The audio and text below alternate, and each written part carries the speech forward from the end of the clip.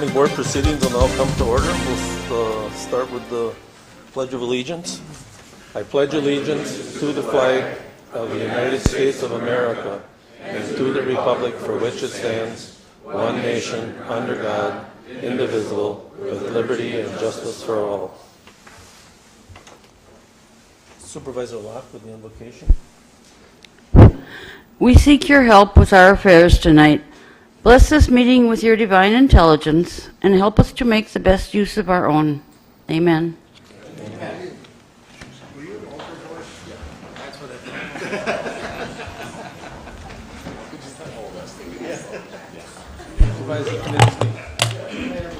Thank you, Mr. Chairman. I move for the adoption of tonight's agenda. Okay, you moved for the adoption of tonight's amended agenda. All in favor signify by saying aye. Aye. Oppose? Carried. Is there anybody from the public that would like to speak on anything on the agenda this evening? Now is your chance to talk. Is there anybody from the public that would like to speak on anything on the agenda this evening? Come up to the microphone and state your name and address. And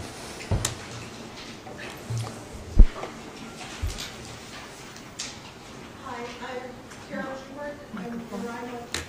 I got it on. 1530 Jefferson Street.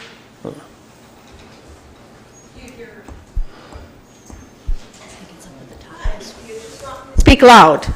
There you go.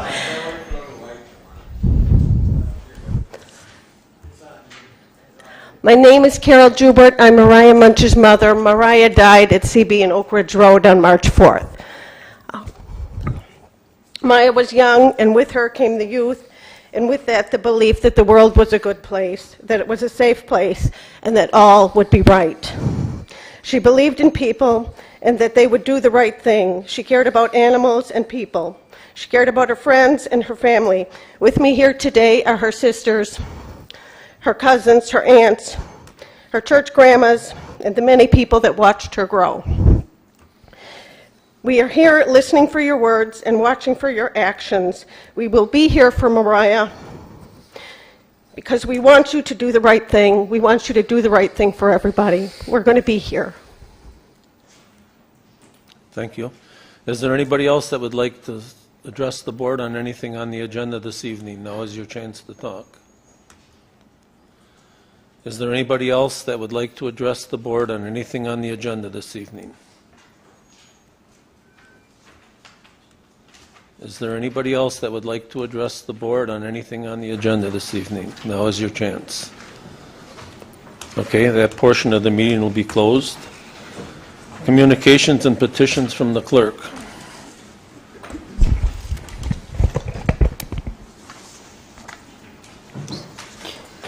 On your desk, you'll find a corrected copy of the organization and orientation proceedings.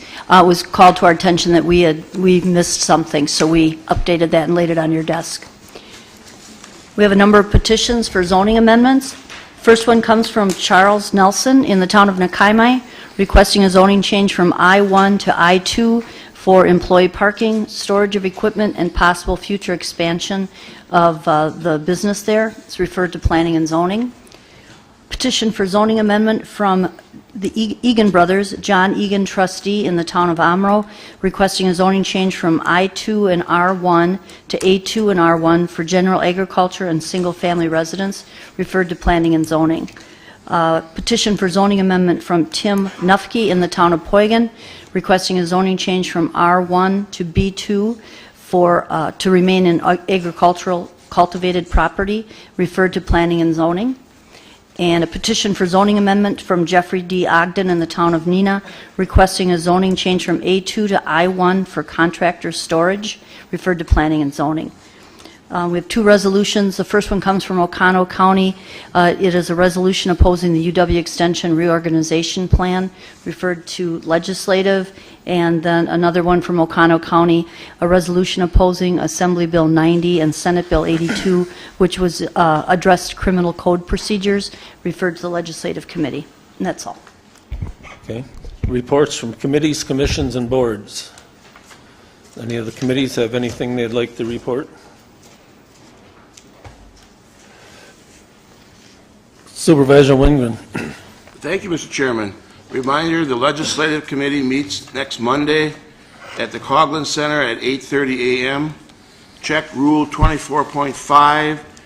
It lists the chairpersons of the committees that will hold office or vote. Supervisor Haig. Thank you, Mr. Chairman.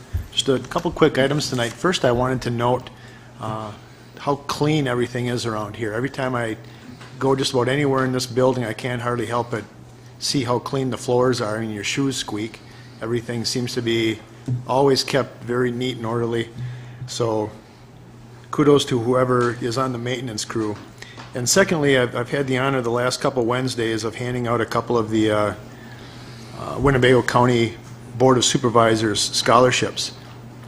Last Wednesday at Oshkosh West High School, and the Wednesday before that at St. Mary's High School. And both experiences were excellent, and I can't wait for the whole board to meet the recipients of the scholarship winners, because they are great kids, and I think they'll do well in college. So thanks for having me do that. I think it was Sarah Thompson at the UW Extension office who got a hold of me to do that, and very appreciative, and I know that the families of the award winners were very appreciative as well. So thank you. Thank you. Supervisor Eisen. Thank you, Mr. Chairman. I would like to report on my attendance at the Wisconsin Counties Association workshop, Wisconsin County Officials Workshop, held Friday, May 13th in Green Bay. The whole-day workshop dealt with supervisor roles and responsibilities, county budgeting process, running effective meetings, public records law, ethics, and conflicts of interest, techniques of engaging the public, and update of legislative issues. I'll share two brief takeaways. First, always remember that supervisor authority is collective. We don't supervise anything, and that it takes a majority vote to get things done. And second, the Wisconsin Open Meetings Law requires at least 24 hours notice of a meeting. However, meetings can be called with as little as 2 hours notice for good cause. I'd be pleased to share with any of the supervisors other insights that I took away from the workshop, if you ask me. Thank you. Thank you. Supervisor Norton. Thank you, Mr. Chairman. A couple things. First of all, I'd like to report on the Wisconsin County's Human Service Association Spring Conference that I and Supervisors Sinkstock, Lowenschlager, and Finch attended. It was probably the best one we've had in a long time, because instead of listening to a bunch of state secretaries tell about what may be done or could not be done, we heard from the people who are actually dealing with the programs within themselves, and we heard about new trends that may be emerging and new ways to focus on the issues in areas of foster care, as well as the opium problem. And it was very much a very interactive conference, much more than we had in the past. It was very valuable that way. And we found out new trends and things that happen in child welfare and other things. The second thing that I would like to bring attention is East Central Wisconsin Regional Planning Commission and the Wisconsin County UW Extension are hosting two facilitated conversations geared towards rural transportation options throughout Winnebago County. And they're having two different meetings, and these meetings came from recommendations from the Winnebago County Specialized Transportation Study that was done in March of 2014. Both of these meetings will be held at the Amarillo Area Community Center, located on Larrabee Street in Amarillo, from 9 a.m. to 11 a.m. First one will be on Tuesday, June 7th, 2016, and the second one the following Tuesday on June 14th, 2016.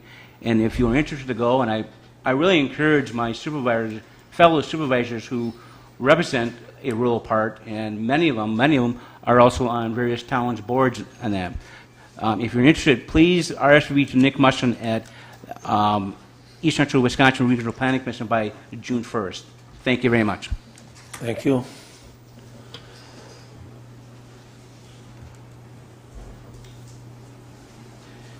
Approval of proceedings from April 19th and the 26th County Board proceedings.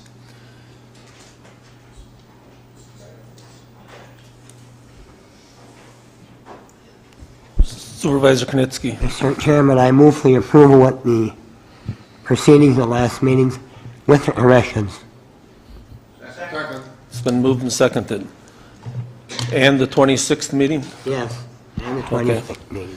All in favor signify by saying aye. Aye. Oppose? Carried. County Executives Report. I have to say that I'm pleased that the board wants to move quickly with regard to CB and Oak Ridge.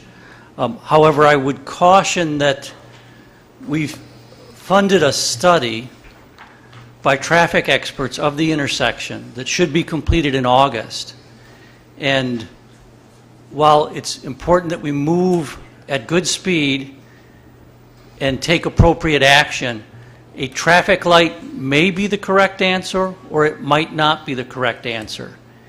And I do have concerns in particular that because of the short sight lines from traffic traveling north on CB, that a traffic light without other intersection changes may lure people from Oak Ridge into the intersection on the assumption that cars will stop for the light, that because of the short sight lines may run that light. And again, I think the traffic experts have to tell us which solution is the correct solution, and that we should proceed with all due speed once we have confirmation of what is the correct course of action to take. I also do have some information in the discussion about the intersections at the last meeting. JJ and CB was also mentioned in that discussion, and the City of Neenah is asking that that intersection be considered for a roundabout because of possible development in the area that will significantly increase the traffic there as well. And that's something we'll have to be looking into in the near future as well. And as to how the funding of that will be split between town, county, perhaps a developer, and the state is something that will have to be determined as well. But since we have a study, it's recently started, I think we should wait till August when we anticipate the results of that study, and then move with all deliberate speed to address the solution that they propose. And it may, again, it may be a traffic light, but it might be some other solution.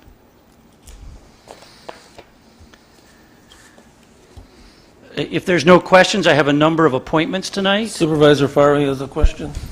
Thank you, Mr. Chairman. My memory isn't always the best, but wasn't there some money put into the capital improvements budget?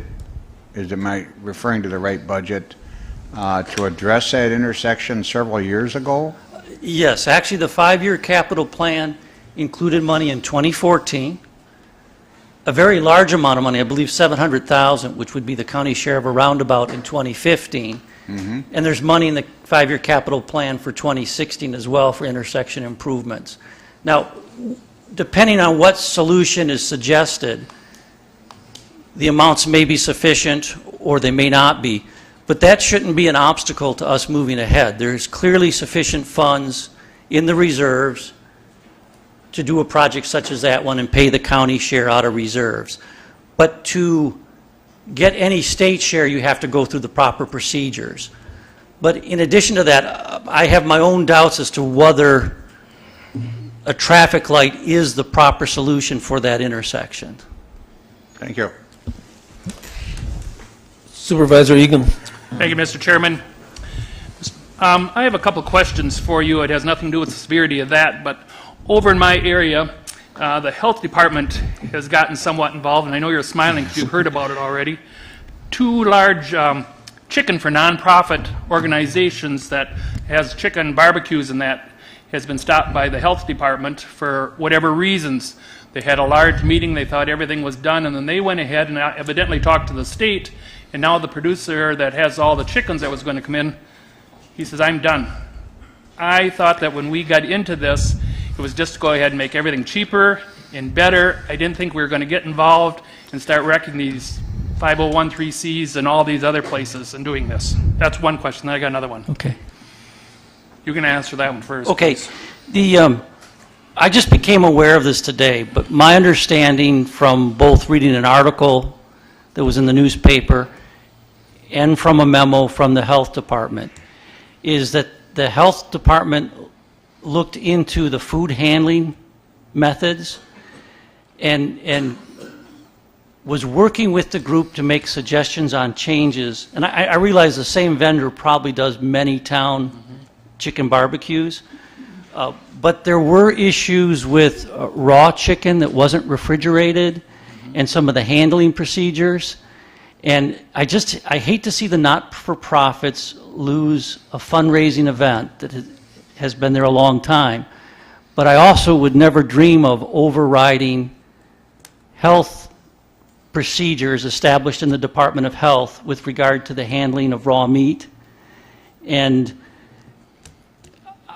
I believe that the health department are the experts in that field, and if they felt there had to be changes in procedures in handling the chicken, then that's what should have been done, and the event could have continued if the vendor and the groups involved would be willing to take the recommendations of the health department.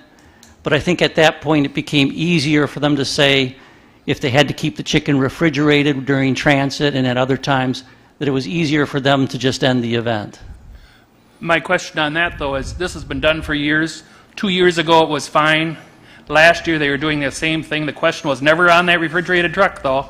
Yeah. This year, they said, if you come on there, you're going to be fined. Is that our spot of our health department in saying things like that when they're not even on there? You know, I actually believe that that is their responsibility, and that I just know if we say make a break for one not-for-profit, someone's going to get poisoned and it'll be on our shoulders. Okay, you answered that, but I think you're going to get a lot of slack on it. But I'm sure I will. The second thing is Mr. Finch had announced last week that we're going to be getting calls and all that on the racetrack, and that, which I think a lot of us have. And they said that it's in your hands and Mr. Rowe's hands. Is that the truth? I mean, the board had put a lot of money into out there, and I'm just asking for my constituents. I got everyone from someone that's retired in my area to one that's still in high school that's racing out there. And I'm getting calls and that, and I don't know what to tell them. I hate to say, well, it's not even in our hands anymore. Well, I will give you my perspective, and it takes a little bit of history on this. When I was elected county executive, the second group running the racetrack had decided they couldn't operate it profitably. And it looked like we weren't going to have anyone operating the racetrack. Some individuals from the first group that went under while operating the racetrack said that they would try and do it, but that we would have to rent the track to them at a below market price, and in fact at a price where we would lose money on our costs. And we were willing to do that initially because they promised that over time they would build the crowds and they would eventually pay us enough money to cover county costs for the racetrack. Each time the contract was renewed, they pled poverty. And my directions to the Parks Department was that we have to look at these contracts and they should cover our costs at least, if not be profitable. They tried to bargain with the racetrack for a higher rental. They made some concessions on rain dates for them and other issues. And the motorsports group actually walked away and said that they were leaving the track and that the negotiations were over. We took them at their word.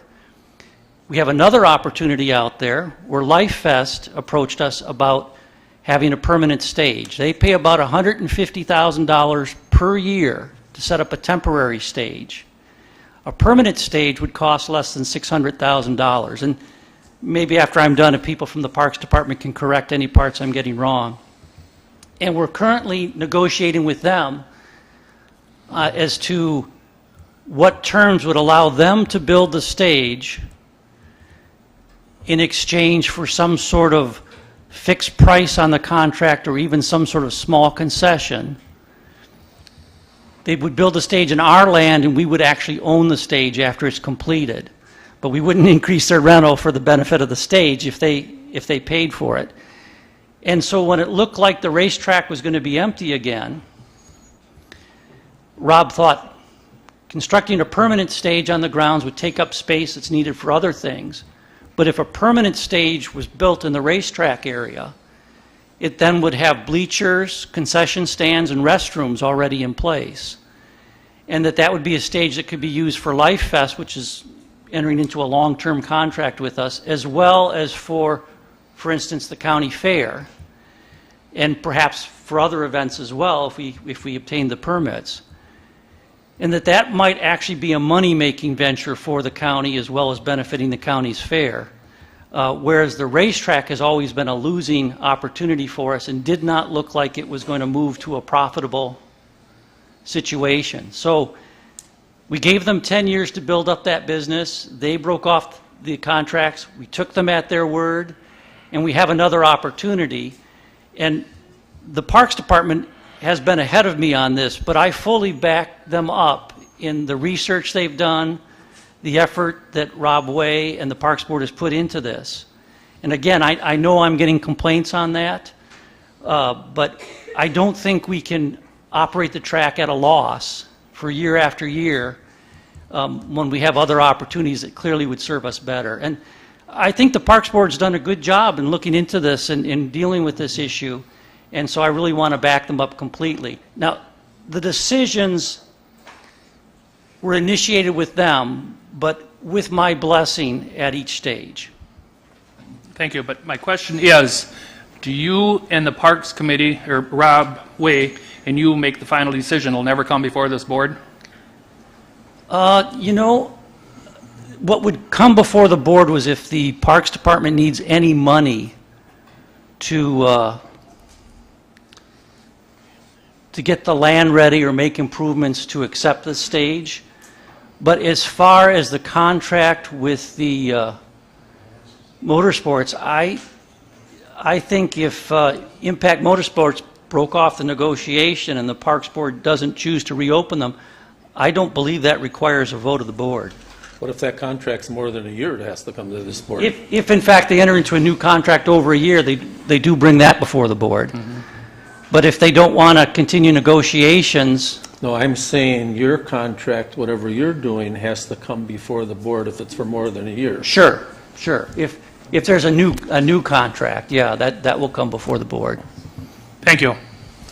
Supervisor Powers. Executive Harris, I want to speak to you about the county roads CB and Oak Ridge. I don't know if anything can be done sooner than August. I would hate to be sitting here and find another mother who all she has left is her memories and a fistful of petition signatures, signatures on a petition before we do something. If we're concerned that putting in a light would mean that those coming up that hill, and we did see that hill on Monday in our tour, I don't know, can another light be put at the bottom of that hill that's flashing, showing them that there's a light up there, it's turning red on them?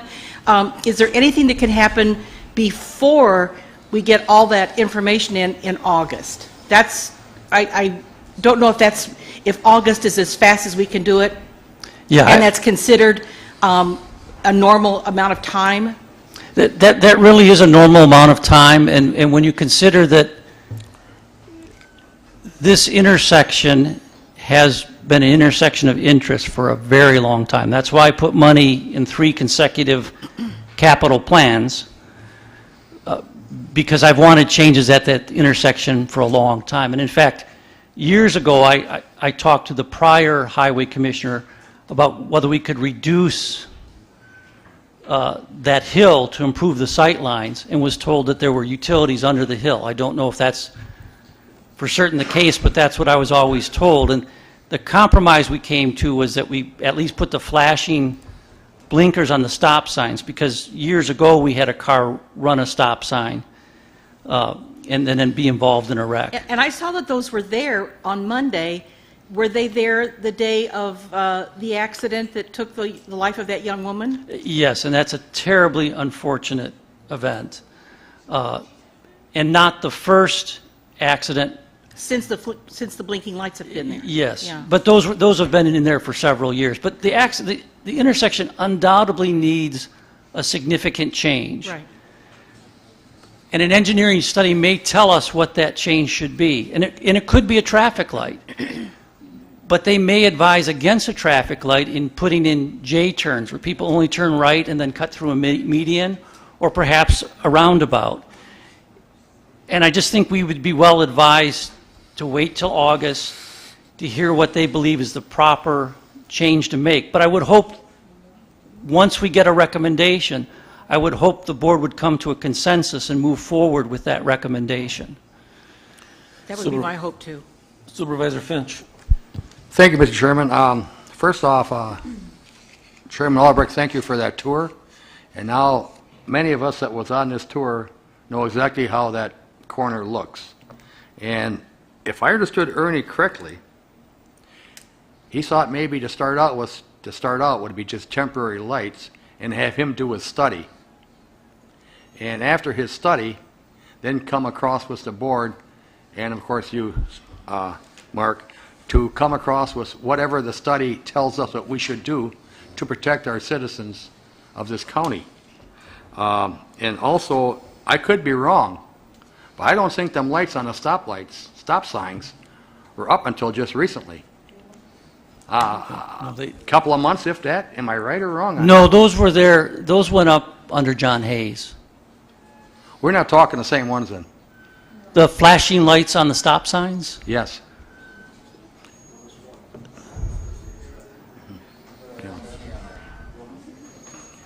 Yeah, I think there's been flashing lights on those signs for some time, because I believe that was done back when John Hayes was here.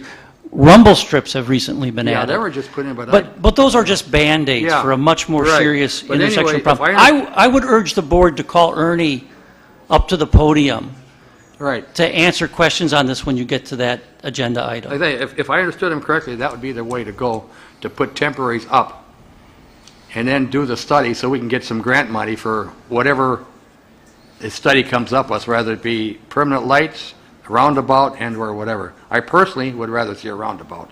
I think it's safer. So, thank you. Supervisor Barker. Thank you, Mr. Chairman.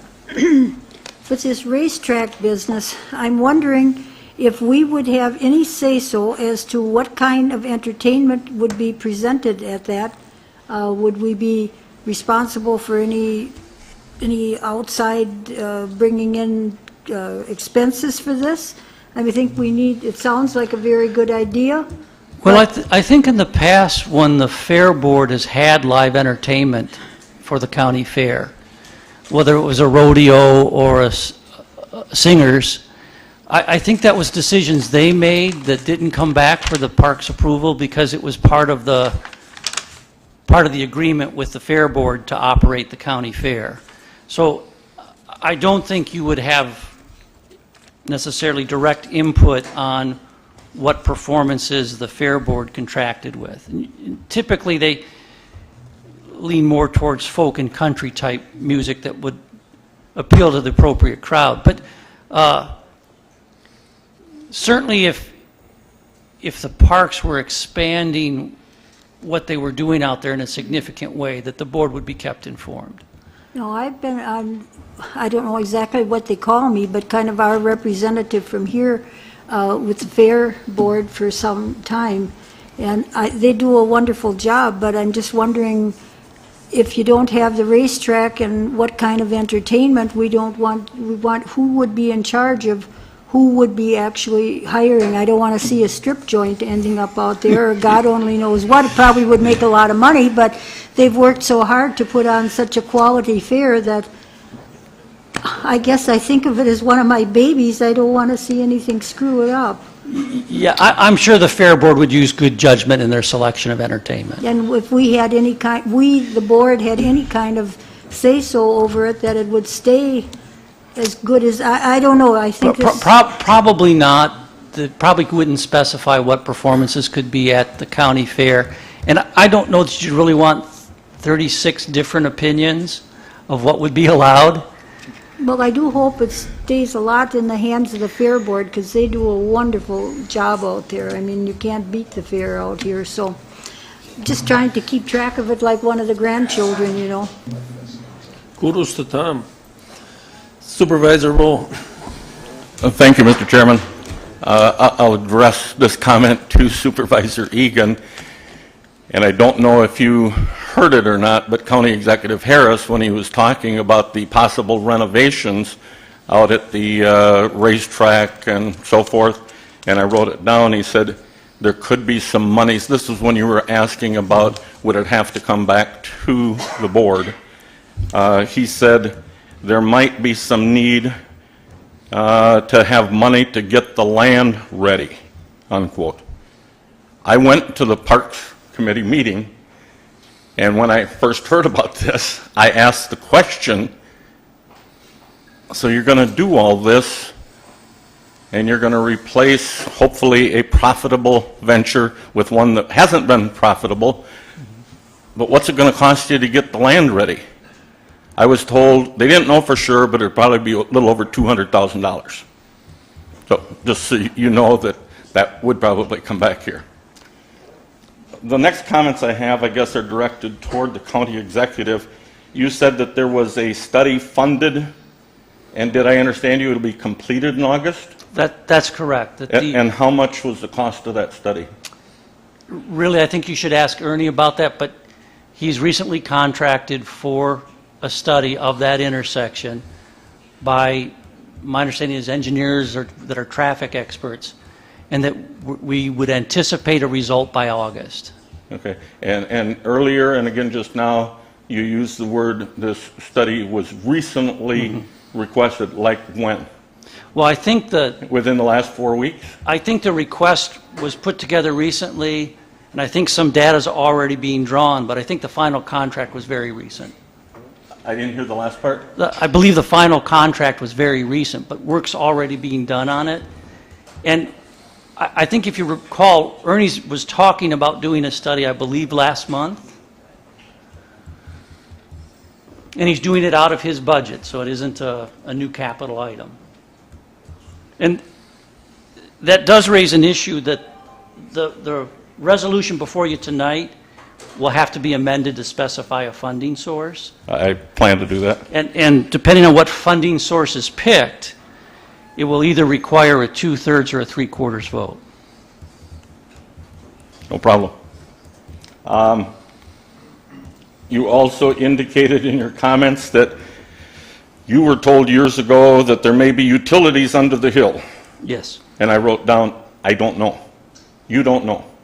I don't know. I don't think any of us know, but 12 months ago tonight, we were told the same thing. I guess what bothers me about this whole thing is it's been another 12 months, and we still don't know if there are utilities under there. I believe there's a gas pipeline under there, but I only believe that because that's what I was told by the prior highway commissioner. The last comment I guess I have is to the supervisor that made a personal comment that he would prefer a roundabout there. I think you were in the group that I spoke to last month after the meeting and told you that I like roundabouts. A lot of people don't, but I like roundabouts.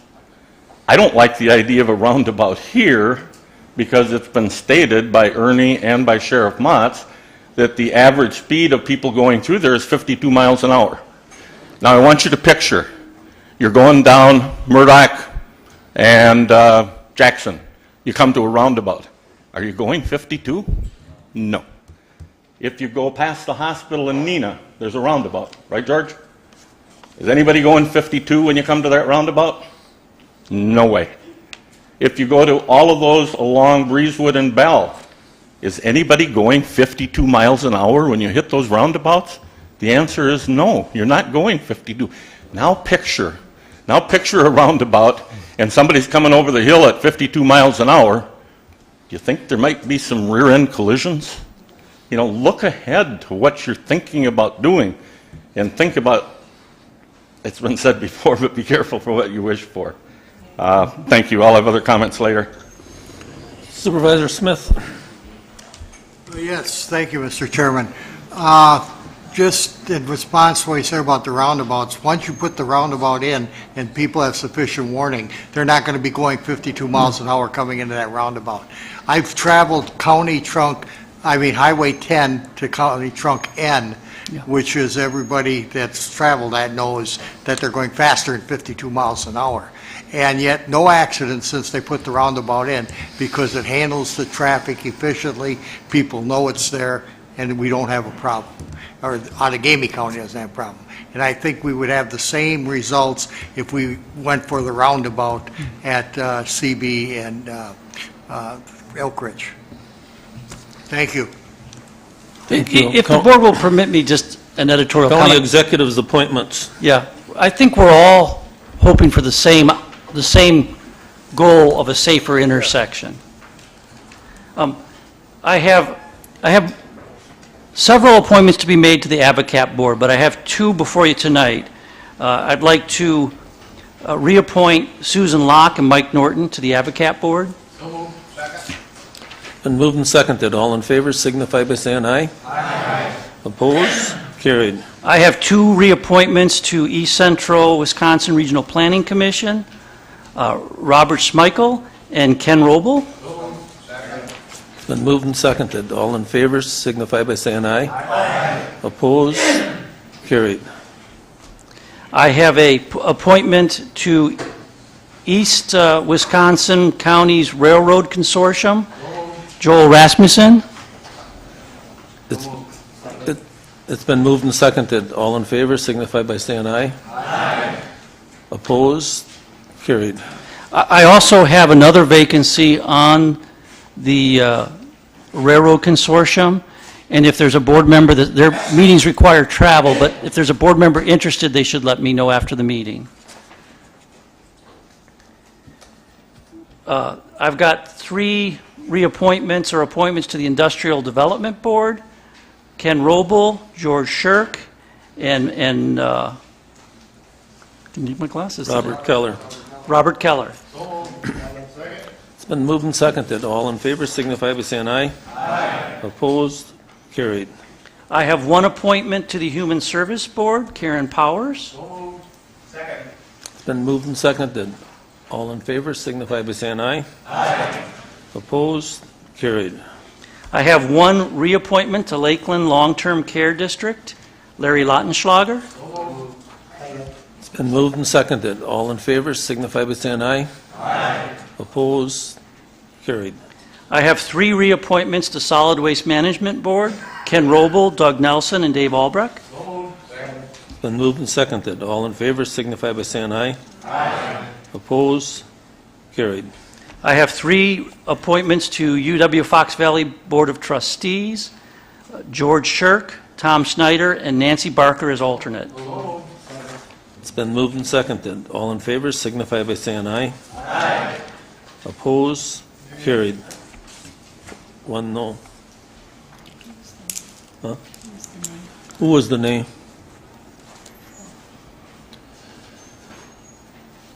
Okay. Thank you. Thank you. County Chairman's report. Supervisor Roble, Supervisor Wernke, and Supervisor Lautenschlager had asked to be excused from tonight's meeting. Supervisor Roble is doing pretty well in the hospital. He's planning on coming home tomorrow, so he's hoping that he'll be back at our June meeting, so he'll be back in force at his age. So at this time, I'd like your approval to appoint Michael Blanc as County Board District Supervisor for District 6. It's been moved and seconded. All in favor signify by saying aye. Aye. Opposed? Carried. At this time, I'd like to ask Michael Blanc to come up and we'll swear him in.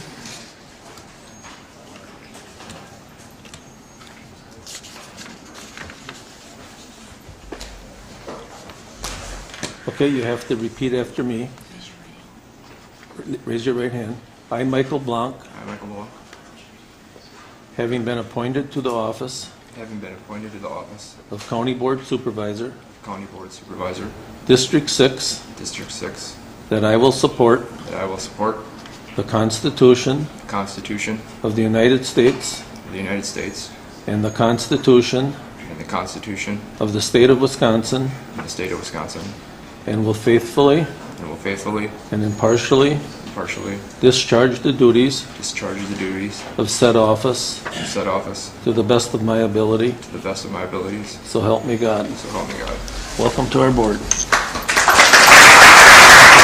And then we sit right over there.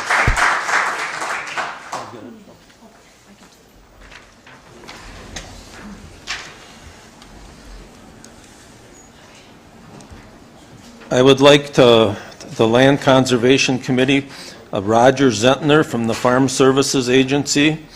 I would like to appoint him to that committee. It's moved and seconded. All in favor signify by saying aye. Aye. Opposed? Carried. Zoning reports and ordinances. Report number 1, Winnebago County Planning and Zoning Committee. Supervisor Egan. Approval of report number 1. It's been moved and seconded for accept report number 1. All in favor signify by saying aye. Aye. Opposed? Carried. A mandatory ordinance number 1, text amendments to Chapter 23 of Winnebago County General Code. Supervisor Egan. Thank you, Mr. Chairman. I move for the approval of mandatory ordinance number 1. It's been moved and seconded to accept a mandatory ordinance number 1. All in favor signify. Point of order, Egan. Eisen. Yes, sir. Thank you, Mr. Chairman. Mr. Chairman, I would like to inquire whether this text amendment to the county zoning code is precipitated by the state of Wisconsin preempting shoreland zoning matters in which the local standards cannot exceed the state standards. I'll have to ask their corporation counsel for his help. Is it planning representative, planning and zoning administrator here today? I don't see him. How about could you ask the chairman of the planning and zoning committee? I'll answer it the best I can, Mr. Eisen. It was sent out to all of you, so I think that you should have been able to read it. But on that should have all been gone through. It should have been according with the state and everything else. So. Well, there's a problem with that, Mr. Chairman. The problem is we received the resolution, but nobody received the text. I happened to call the planning and zoning office, and they did tell me that the text of the amendment was attached to the April 27th Planning and Zoning Committee meeting listed online. So the text was available thanks to the innovations of the computer that we have. But you can't answer whether that was precipitated by the change. No, I think we should have the executive have that committee here when they have so many ordinances, or those department heads. Well, here. I move that we postpone this till we find an answer, because nobody can give us an answer. I would like to ask if Mr. Eisen read it since he looked it up. Yes, I did, and you can look it up online. I've read it already. Right on your computer. I've read it. I know, because you're chairman of the Planning and Zoning Committee. You better have read it. Okay. Point of order. I don't hear a second.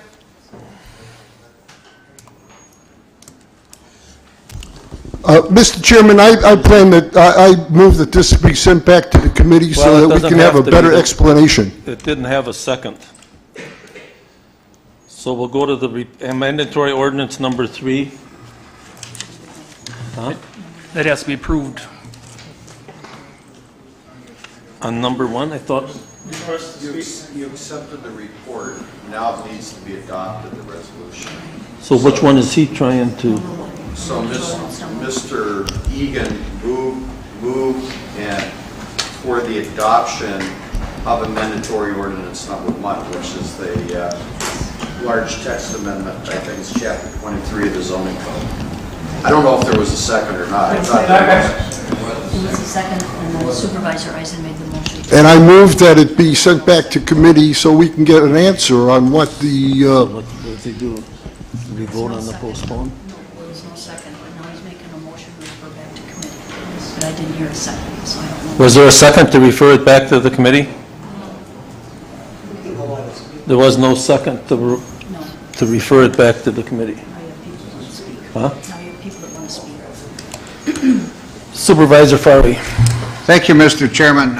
Perhaps as a supervisor of the town of Inland, and I believe most of the towns have reviewed this, in fact, all of them, it is my understanding that Winnebago County updated the zoning code with minor text changes, statutory changes, etc. Specifically to Mr. Eisen's question, he's referring to several changes in state law that deal with shoreline zoning. Basically, it's an overlay zoning called NR 115. Currently, the county is going to be updating that separate part of the ordinance, which is kind of separate from General Code 23, to include the new changes. But you all got to notice WCA is also looking into this too and appointing a steering committee to look at it also. So my understanding in talking to Jerry Bougie is that they are going to bring forward the updated NR 115 criteria as soon as... You have to talk into your mic. Oh, I thought it was. As soon as the DNR comes forward with a new model ordinance. And I assume that the chairman, planning and zoning, can elaborate more on that. That's our understanding of it. So Mr. Eisen's point was not specific. I mean, that's not covered in these minor changes that are being made in the current code. I hope I explained that sufficiently, but... So how do I vote for referring it back? Okay, there was no second to refer it back. Supervisor Gabbard. All I wanted to say is it was a 23-page document. We had a meeting at Planning and Zoning. I've read the 23 pages 5 times. Most of it was grammar corrections, parentheses, whatever you have. It was just corrections because as they were giving out permits, they noticed some things were spelled wrong or not covered properly, and the biggest thing is they took all the landscaping out of chapter 23 and redid the landscaping of that code and made it more rural friendly. There's nothing about NR 115 in this, so I see no reason to refer this back to anything. I would just hope that you would vote this. These are just cleaning the house on things, so I hope you approve this. You don't. Supervisor Eisen. Thank you, Mr. Chairman.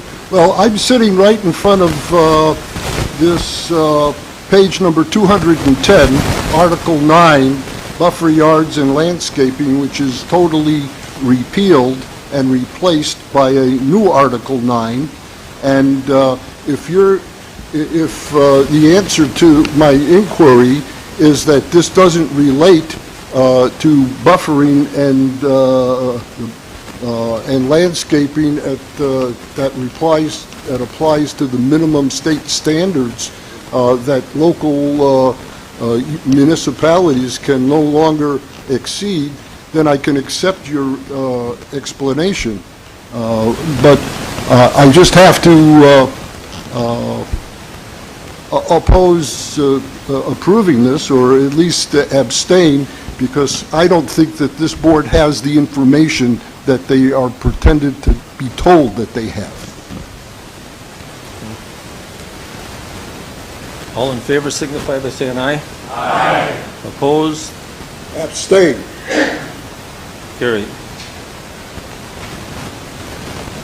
Mandatory ordinance number 2, Town of Poigon, on behalf of Ricky Callis for zoning change from A2 to RR for tax parcel number 020-022-4, parent P. Supervisor Egan. Should be, Larry should be. Oh, Larry, okay. Thank you, Mr. Chairman. I move for approval of mandatory ordinance number 2. It's been moved and seconded. All in favor signify by saying aye. Aye. Opposed? Carried. A mandatory ordinance number 3, Town of Poigan on behalf of Jason Waters for zoning change from RR to A2 for tax parcel number 020-0366-02. Supervisor Kreischer? Thank you, Mr. Chairman. I move for approval of the mandatory ordinance number 3. It's been moved and seconded. All in favor signify by saying aye. Aye. Opposed? Carried. A mandatory ordinance number 4, Town of Utica on behalf of M&S Real Estate Holdings, LLC, for zoning change from A2 to RR for tax parcel number 024-0497. Supervisor Egan. Thank you, Mr. Chairman. I move for the approval of a mandatory ordinance number 4. Moved and seconded. All in favor signify by saying aye. Aye. Opposed? Carried. A mandatory ordinance number 5. Mandatory ordinance number 5, Town of Wolf River for approval of their amendments to the Town of Wolf River zoning ordinance. Supervisor Kreischer. Thank you, Mr. Chairman. I move for approval of mandatory ordinance number 5. Been moved and seconded. All in favor signify by saying aye. Aye. Opposed? Carried. Resolutions and ordinances. Resolution number 008-5-2016. Disallow claim of Camp Trucking Company, date of loss 2/26/2016. Supervisor Rasmussen. Thank you, Mr. Chairman. I move for resolution number 0085-2016. Been moved and seconded. All in favor, signify by saying aye. Aye. Opposed? Carried. Ordinance number 009-5-2016. Amend section 3.14, parent 2, parent B of the General Code of Winnebago County to increase the fee for issuing the Declaration of Domestic Partnership less than 5 days after application from $10 to $25 as allowed by the 2015 Wisconsin Act 162. 1 second. Supervisor Rasmussen. Or Wingren, I'm sorry. Thank you, Mr. Chairman. I move approval of ordinance 009-5-2016. Been moved and seconded. Supervisor Powers. Yes, I read the ordinance. I'm not saying that I'm against it. It's just, there's nothing in the request, the whereases and the therefores, that says why they want to change this. To what purpose are we changing this? It does give the framework for how it's allowed, but no reason why it's being changed. 1 second.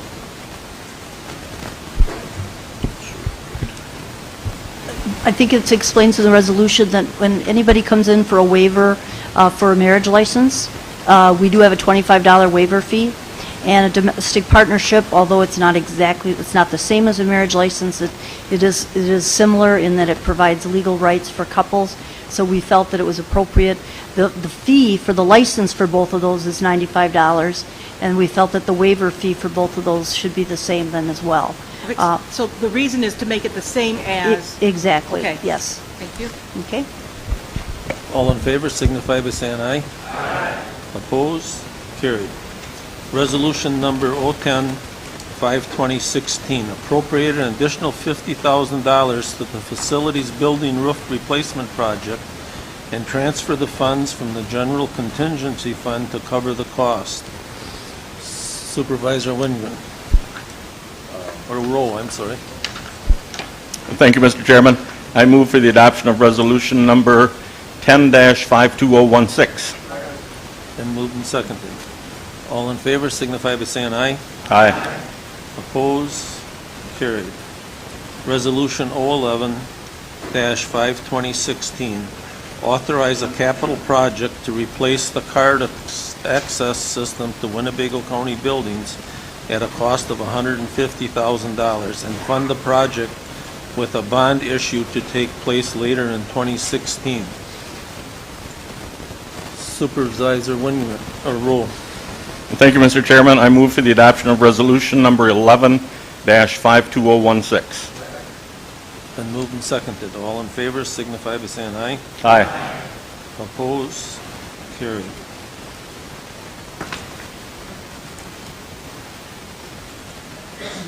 Resolution number 012-52016. Approve receipt of up to $68,000 from Group Health Trust and appropriate said funds to pay employee health care claims incurred in 2015. Supervisor Rasmussen. Thank you, Mr. Chairman. I move for resolution number 12-5-2016. Been moved and seconded. All in favor signify by saying aye. Aye. Opposed? Carried. Resolution number 013-52016, appropriate $100,000 to install traffic signals at the intersection of County Road CB and Oak Ridge Road in the town of Ninas. Supervisor Rule. Thank you, Mr. Chairman. I move for the adoption of resolution number 013-52016. Been moved and seconded. I would further amend this resolution to show the funds coming from the general contingency fund. Okay.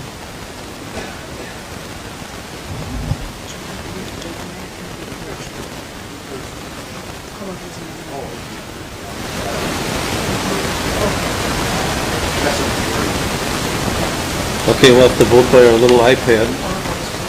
Okay. All in favor of the amendment? Saying it's to the general fund, signify by saying aye. Aye. Opposed? Carried. 1 nay. How many nays? 1, 2, 3, 4, 5, 6, 7,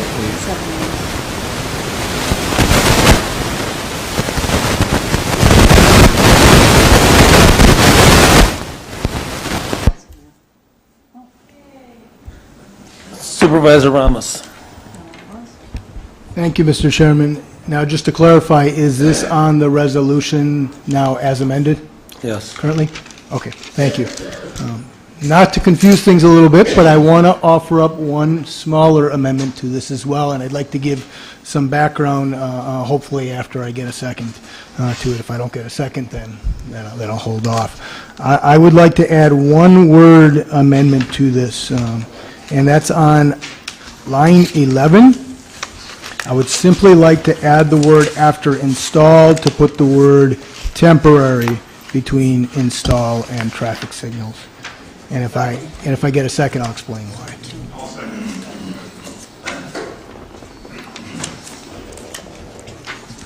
So, taking a look at the issue, to me, it's clear that there's a problem. I think pretty much most people in the room will agree that there's a problem. The issue becomes as to what the clarity is in terms of a definitive solution to the problem. I think perhaps that's really what all of us here are grappling with. And I applaud Supervisor Rowe for bringing forward this amendment. I will tell you that. Because I think he's moving this forward in whatever direction that it will go. We've talked about a number of solutions, and in my mind, there really are two definitive solutions, and they should be no surprise to anyone in the room. One is permanent traffic lights, and two is a roundabout. And if you look at permanent traffic lights, you have to look at the cost as well as the time for installation. The cost, as I understand it, for temporary traffic lights is anywhere from the area of $30,000 to $70,000 from when I posed the question. My understanding for permanent traffic lights is that it could be up to $200,000. My other concern with moving forward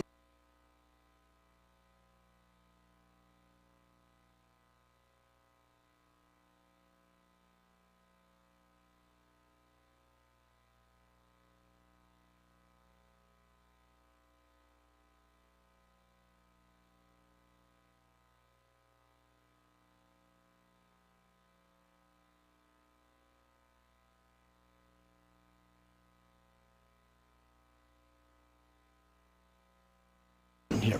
But I am not the expert, and that's why I do want to see the study go forward. That's actually why I'm bringing it up as temporary, to offer a solution now in the short term to allow the experts to do the study so that we have that definitive long-term solution.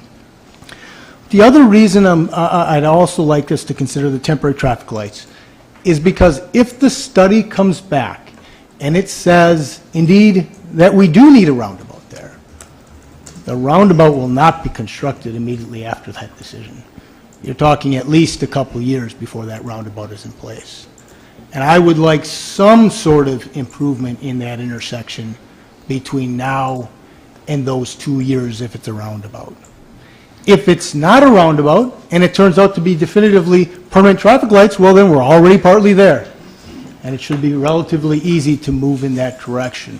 So I'm looking at this as a short-term phase and a long-term phase.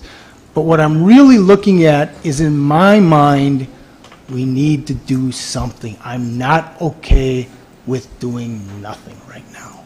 And I think looking at that short-term and then that long-term will at least get us a little bit closer to where we need to go, and hopefully long-term get us really where we need to go.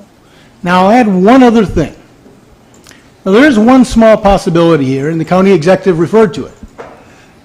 There's a small possibility that maybe traffic lights are not the right thing, and maybe even a small risk that it's actually more dangerous. I do not know that. I am not the expert. But what I do know is what we're doing right now is not working. And if we really find out from the experts that traffic lights or temporary traffic lights are, then I would argue we need to be asking those experts right now, if their decision is that a roundabout is the right thing, then what is the best temporary measure we can take now and after that study going forward for those 2 years before we put that roundabout in place? Because we want to, once again, look at that long-term and how we can also make it safer until we execute that long-term solution. So I'd urge you to support. I think Supervisor Rowe put something together that brings and moves this forward. I just think offering up a temporary solution right now will move the ball forward and give us the opportunity for the long-term solution. Thank you. Supervisor Eisen. Thank you very much, Mr. Chairman. Mr. Chairman, Dr. Ramos has explained very elegantly, eloquently, exactly what I had to say. But I would like to supplement what he said, recalling the questions that the Highway Commissioner, Mr. Winters, answered to the 19 supervisors present on that tour. And one of the recollections I have is that were we to consider a four-way stop sign, put up a couple stop signs, that would be a 2-week project, and that the temporary traffic lights could be in place within a month. I would like to add for the consideration, as the traffic light would be approved, that rumble strips, such as we have on the east and the west directions on Oak Ridge Road, also be installed north and south on CB, so that persons going north would have a alert besides any other visual signs that would alert them to the temporary traffic light. With that, I thank Dr. Remus for his eloquent explanation. Thank you, Mr. Chairman. I'll explain first why I voted against the First Amendment, and it had to do with a feeling that had this been passed as is, that we would not be rectifying the problem for the long run, and that's really what I think we need to be doing. So I think Supervisor Ramos, the temporary, still puts it on the front of the agenda for us to decide what will be in the best interests in the future. Secondly, there's a reason why we let the experts do it. They're the ones that have the information that is necessary to not only look at what's going on today, but to predict for the future and what will best handle it in the future. Because of that, if it is a temporary solution, pending the outcome of the study and approval of the recommendations there, I can support this. I think this is absolutely needed at this point. Yes, thank you, Mr. Chairman. I do support both Supervisors Ramos and Brooks as far as we need this now. We have to do something as soon as possible. My understanding is that the temporary lights would be that way until once we get everything determined by the experts as to what is the best final solution for that intersection. So this is why I'm in favor of this. Thank you, Mr. Chairman. You know, since this has come up, we've had a lot of people talking about this based on the fact that we all drive on roads, but the bottom line is none of us are traffic engineers. I might be close. For those that are new here, I was a 31-year employee of the Highway Department, half of that as an operations superintendent. We need to wait for this study because just for that reason. None of us are experts on this. I've talked to a lot of traffic engineers, but I don't claim to be one, and they need to make this decision. As far as stopping traffic on CB for temporary, that's not going to work because the problem is that hill to the south. That hill to the south is there because there is a gas line under there. It is a big gas line. When that road was built, that would have been a huge expense to take that out and lower that hill. At the time, engineering standards allowed that to be constructed the way it is. But that was in the case that the traffic on CB was not stopping. Now if you put in temporary stoplights or a four-way stop, you are stopping traffic. That hill now will not support that. And I believe you'll find that out when the traffic study comes. That'll be a huge liability. If we put temporary stoplights up there with that situation, with that hill, and someone runs that stoplight, who are they going to come to? They're going to come to a county board of 36 people who made this decision. Who's going to be liable for that? Maybe Mr. Bodner could answer that later, because I know that stuff happens in these traffic situations. And they're also going to find out, I believe, that if the permanent fix is traffic signals, that hill will have to be removed to accommodate that. That will probably cost just as much as putting a roundabout in, because that'll involve moving that gas line. You know, we talk about what do we need to do right now, and I agree something needs to be done. If we want to have no accidents there in the short term, there's only one thing to do, and that is close Oak Ridge Road at that point or make a right turn only. I'm not saying that that's what we should do. I'm just suggesting that's the only way that we would have no situations there, because believe me, putting lights in does not work. I'll give you an example. County I and N south of Oshkosh is an intersection that was always, County I always never stopped for N stopped for I. A couple years ago, I was coming through there, and I ran a stop sign. Turned left on N. My wife says, "You just ran a stop sign." I said, "No, I didn't. There's never been a stop sign there. Hundreds of times I've been through there." Well, there was a stop sign. Somebody changed it, or the Highway Department changed it, and rightly so. But because I was so used to it the way it was, I did not stop. I did not notice it, and that's just what will happen here. You get thousands of cars a day that drive down CB that are used to going right through there. Somebody will run that stoplight. So I just really believe that this as a temporary thing is not the answer. Wait for the study, and if we want to do something temporary, close down Oak Ridge, because a 1 mile each way, anybody can get anywhere they want there. It's one good thing about Winnebago County, you can get anywhere within 1 mile of where you're going with a road closed. Thank you. Thank you, Mr. Chairman. I think as we hear the discussion to this point, and as we heard it in the bus yesterday, it is fairly obvious that the board wants to do something now, and the board needs to do something now. It is also obvious that we have hired consultants, and there's something kind of strange about taking action before the consultants report to you. I am told that simple solutions come from simple people, and I'm going to offer one, and you can make your own judgments about the source. It occurs to me that we're talking about a relatively short period of time between now and the time that we hear from the consultants. 3 months, maybe. What would happen if we were simply to take the money that would normally go for temporary stop-and-go lights, which we've had estimates sometimes up to $100,000.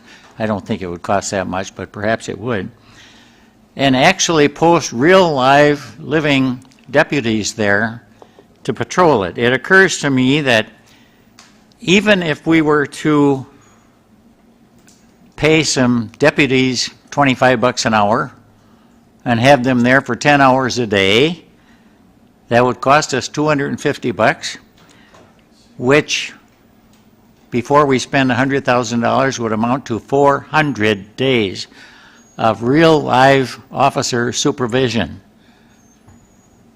400 days for the price of temporary stoplights. There's temporary stoplights that we may not keep. This is a radical solution, I admit, but I do believe we could hire some deputies and get their cars equipped with some nice little lights up on top, and recognize that most of the people who are the scufflaws on that road are people who drive it quite frequently.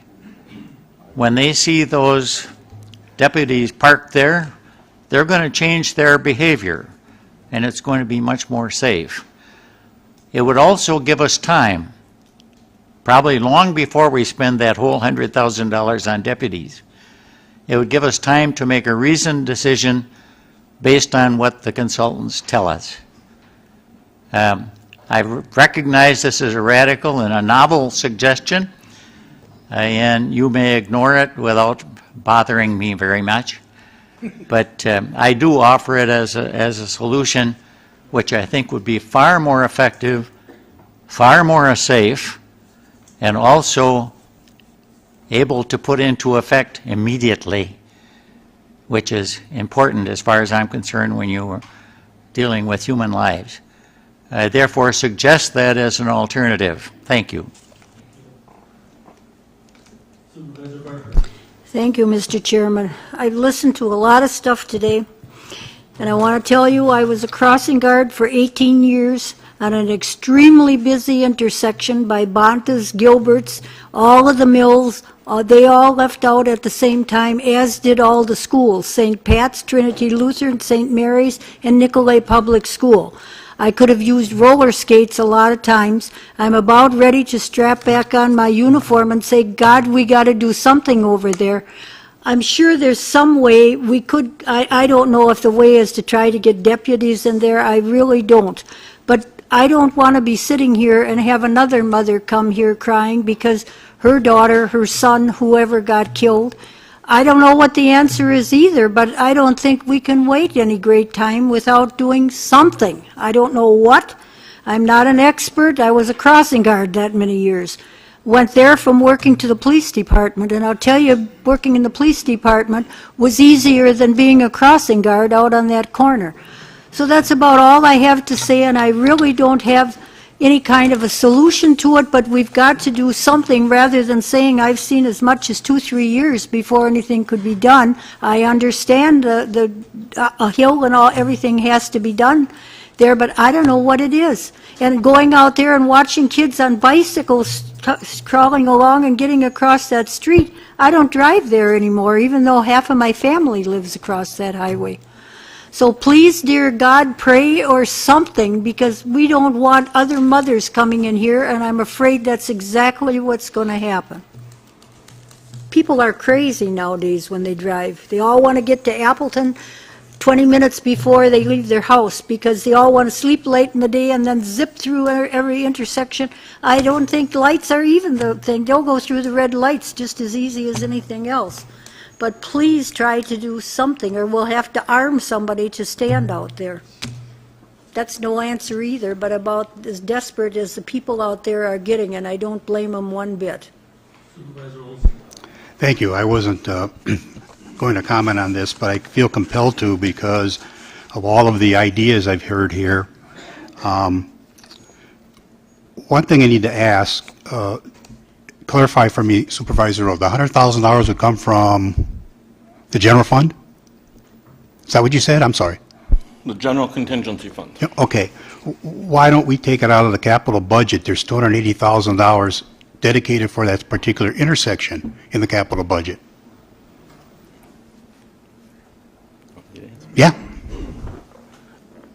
I asked the question to the finance director, Yeah. and Chuck told me to take it out. It's in the 5-year capital plan, but no, it has not been approved, so there's no money actually Okay. appropriated at this time. Thank you. Thank you. I have to agree with Supervisor Rasmussen on all of the things he has said. Now, I know there may be some risk in people saying that we're against safety and we're against doing anything, but that could be further from the truth. There are processes in place that will address this situation. There are options that can be done right now to try to minimize any further incidents there. I travel that highway every Friday purposely around 4 p.m. And I've been doing so for the last 2 or 3 months. And I have yet to see any traffic backed up on Oak Ridge Road, ever. So I don't know what the volume of traffic is on a normal day, but there isn't that much at that time of day on a Friday. Traffic patterns and traffic frequency are all part of what the study is going to be about. And we all want to do something, but I think we need to wait, like County Executive Harris said, we need to wait until we get the definitive study before we decide to spend taxpayer dollars on this.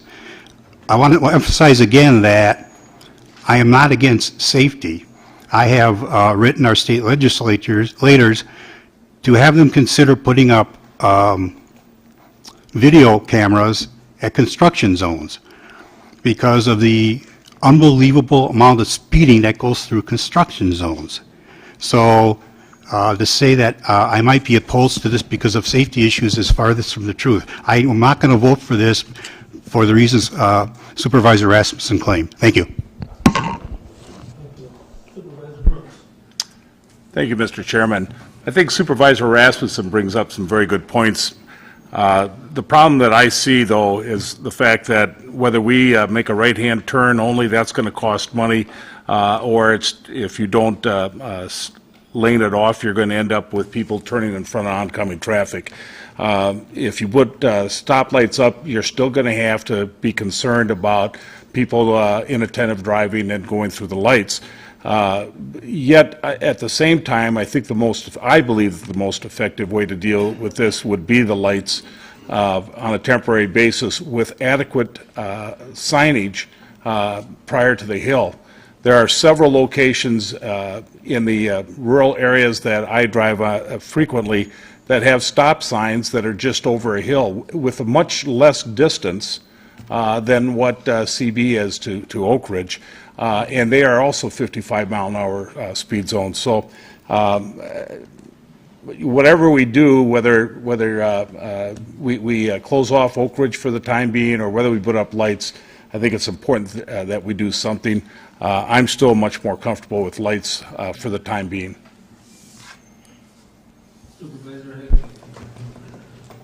Thank you, Mr. Chairman. What we have before us is a resolution to install traffic lights at the intersection of County CB, Oak Ridge Road, in the town of Neenah, and it's been amended to read, install temporary traffic signals as early as humanly possible. I have to support this, and the reasons I have to support it are following.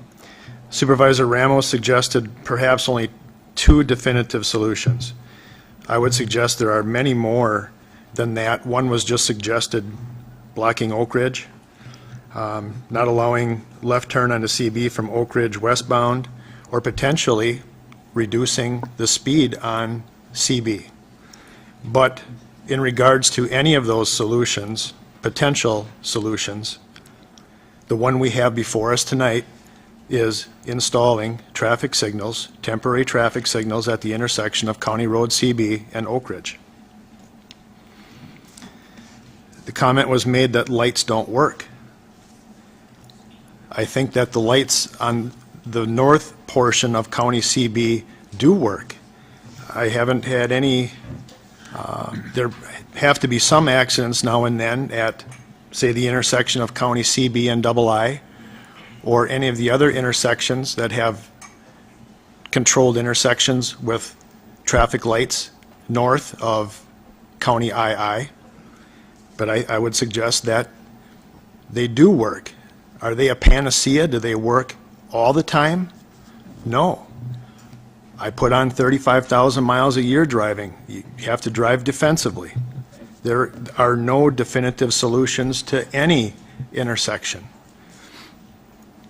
We have heard many times we have to hear from the experts that apparently there's been some stealth study that has been engaged upon by someone that we're going to see maybe in August.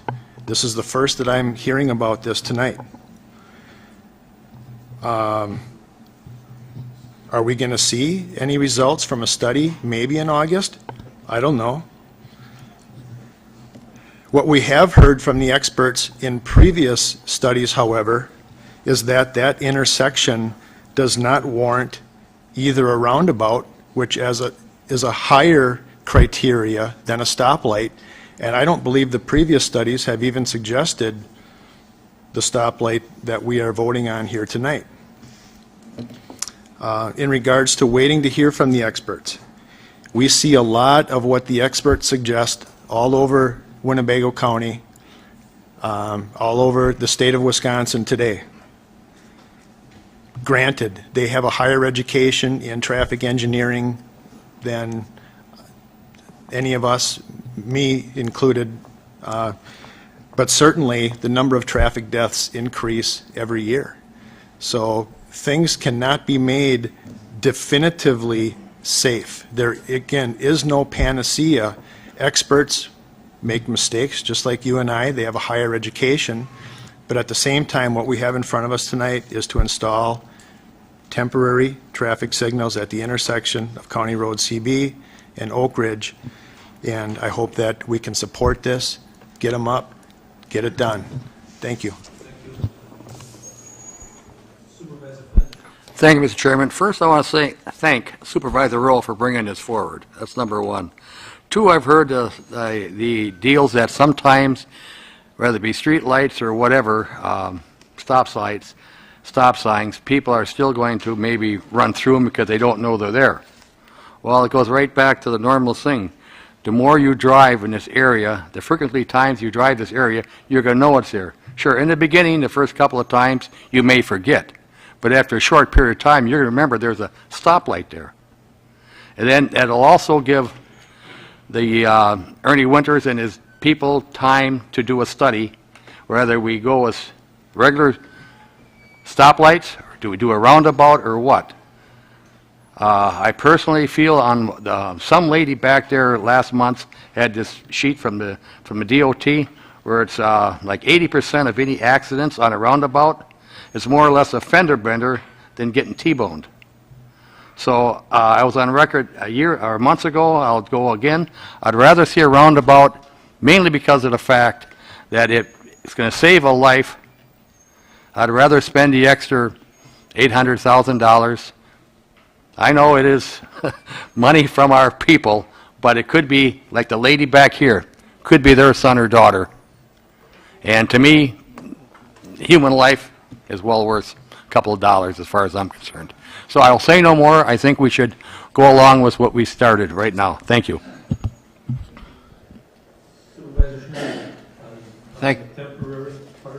Yes. I fully support Supervisor Rasmussen's proposal. I would think that we could make that a right turn only intersection for the interim until a study is done.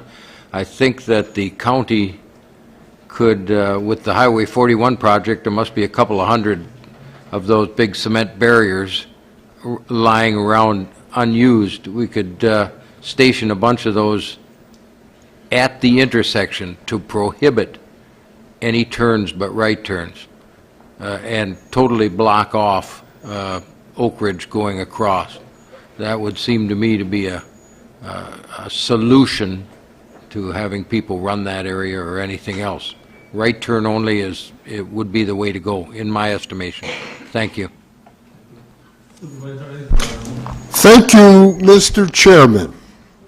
Now that all the expert supervisors have put their input in, I would like to ask, Mr. Chairman, that you call on the professional, Mr. Ernie Winters, our Highway Commissioner, to tell us what he advises us to do, because he gave us a list of options when we were on the tour.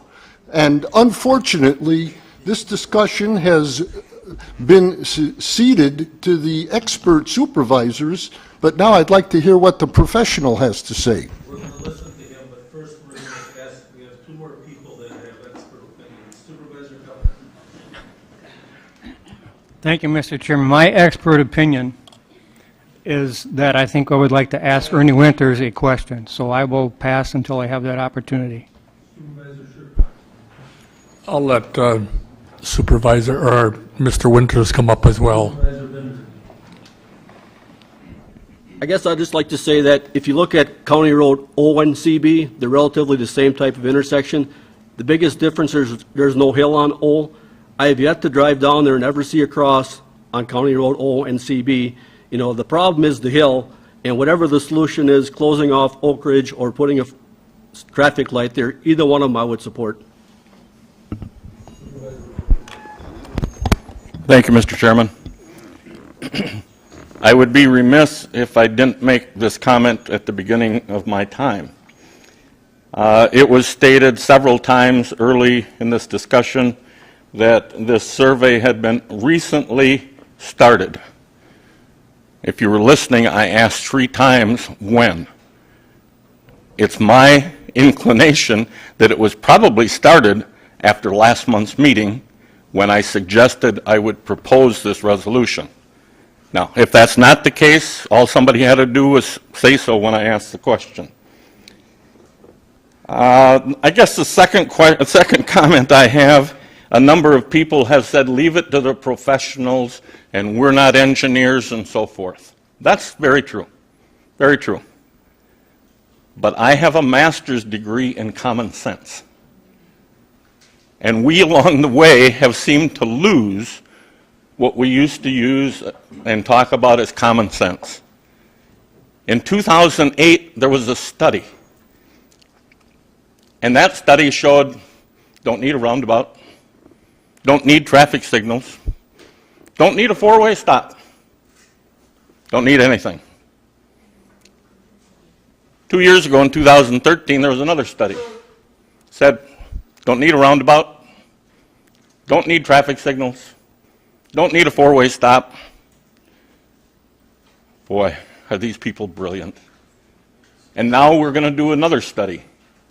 And I guess the question I have, and I'll leave it as a rhetorical question unless somebody wants to dig into it, what are we going to do if this study comes back and says, don't need a roundabout, don't need traffic signals, don't need a 4-way stop, Are we just going to say, go along your merry way, everything's okay out there, there's no problem? The experts have said there's no problem. Folks, that's not the answer. That is not the answer.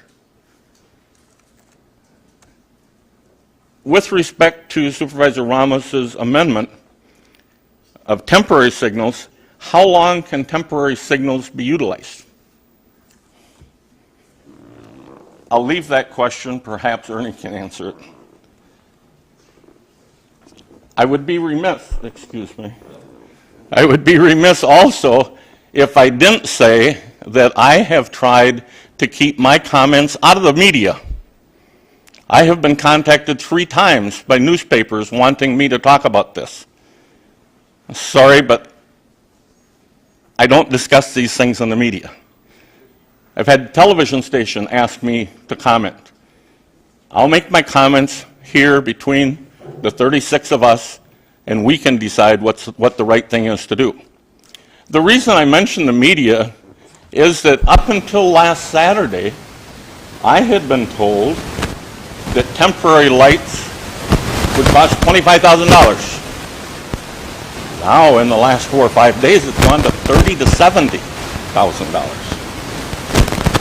Up until last Saturday, I had been told that temporary lights, why on God's name would I put a number down like $100,000 if that isn't what had been told to us? $100,000. Now all of a sudden, I don't know where it is. It sounds like it's over $200,000. And quite frankly, I shouldn't even say this, but I will. If somebody wanted to make an amendment to double that to $200,000, I would second the motion. I don't know what the number is. I'm not the expert, but it bothers me to think that in the last 5 days, because the media has gotten involved, all of a sudden different numbers are being thrown around than what we have heard. Another question I guess I'll ask for Ernie to answer is, how quickly can temporary lights be put up? Then a previous question I had was, how long are they good for? Another question I have is, how long would it take to install permanent traffic signals?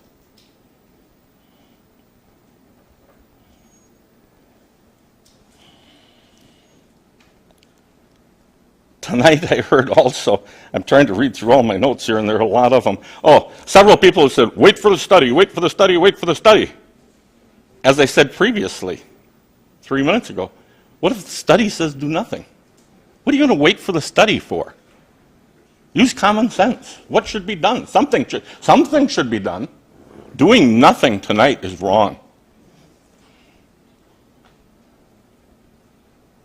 Then I heard somebody say that removing the hill could wind up costing as much as a roundabout.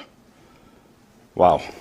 Haven't heard numbers on those 2 items in the last 5 days in the media, but the last I heard was we were given a handout that said removing the hill would be $350,000 to $400,000, and a roundabout would probably be $1.5 million. Sorry, but those 2 don't equal each other. I await the answers to my 2 or 3 questions from Ernie. Thank you. Ernie, I'd like you to come up front here. Give it the old college try.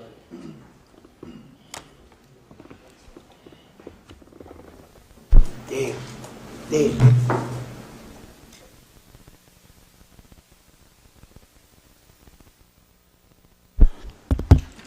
Evening, everybody. I guess I don't know where to start. The study started 3 or 4 days ago. It did not start immediately after the meeting last week. The study was talked about extensively by me up here at the meeting last month. This is a different type of study than what we've done in the past.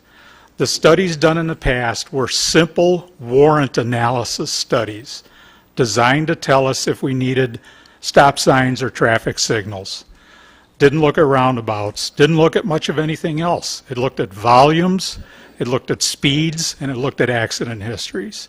This is a much different study. It's much more in depth, and it's designed to come up with a recommendation.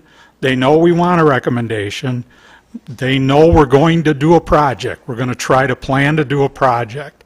and it's designed to yield the type of data we need to go to the state and get federal money to help us build the project. I would very much like the consultant to have a clean look at the intersection. They just got started. They should have this data pretty well developed by August. The deadline to apply for the funding is August, and they know that. They've done many of these studies in the past and have helped counties and cities get these grant projects funded. So I would like them to have a clean look, which means I would, in my estimation, we would wait to put up the signals until such time as the consultant has finished most of their data gathering, that type of thing. I'm a little leery about putting signals out there, to be honest with you, in this form or fashion. Temporary is, I mean, you can kick that around too. It could be 5 to 10 years these could be up. All that means is they're not permanent. They're not fully designed. They're not expensive poles and mast arms, expensive heads. We'll try to do it as inexpensively as we can to save county money. That's what really is meant by temporary. They're just going to serve a purpose for a period of time until we design an improvement.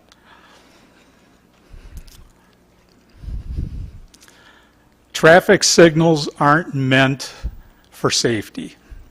They're meant to control traffic. An outcome of that is obviously safety. If traffic is better controlled, in theory, there should be fewer accidents. But the first purpose of signals is traffic control, not to keep people safe. Several people have said it tonight, there is no control for inattentive driving. People run signals all the time. I expect if we put these in, they'll be run. Now, that doesn't mean anybody will get hurt. It doesn't mean there'll be a bad accident.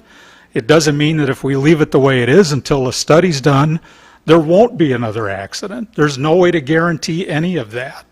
It's just the nature of cars and drivers. People make mistakes while they're driving. Traffic signals don't prevent those. What else can I answer? I didn't bring a presentation up here with me. I don't know, I don't think you answered. How quickly could temporary lights be put up?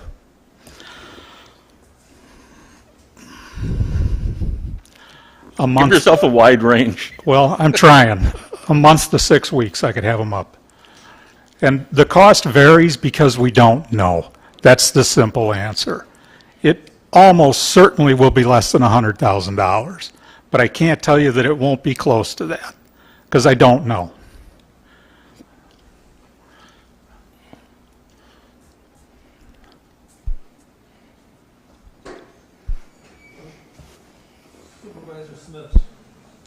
Yes, thank you, Mr. Chairman.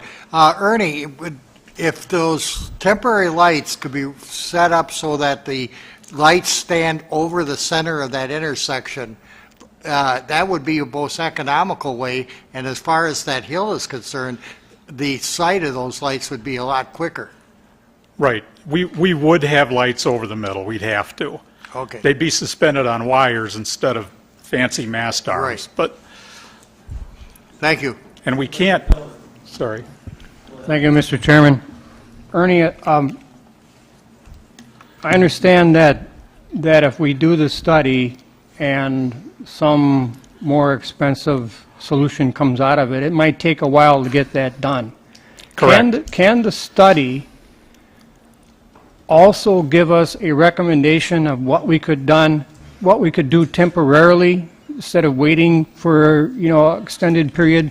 Can the study also include, well, okay, you're going to need such a thing, but if you do this in the meantime, it's going to help? Yes. I mean, we're going to be having conversations with these people during the whole time. They don't disappear and we don't see them for 3 months. I very much want to hear their opinions after they've gathered the data. I want them to take a really close look at the accident history.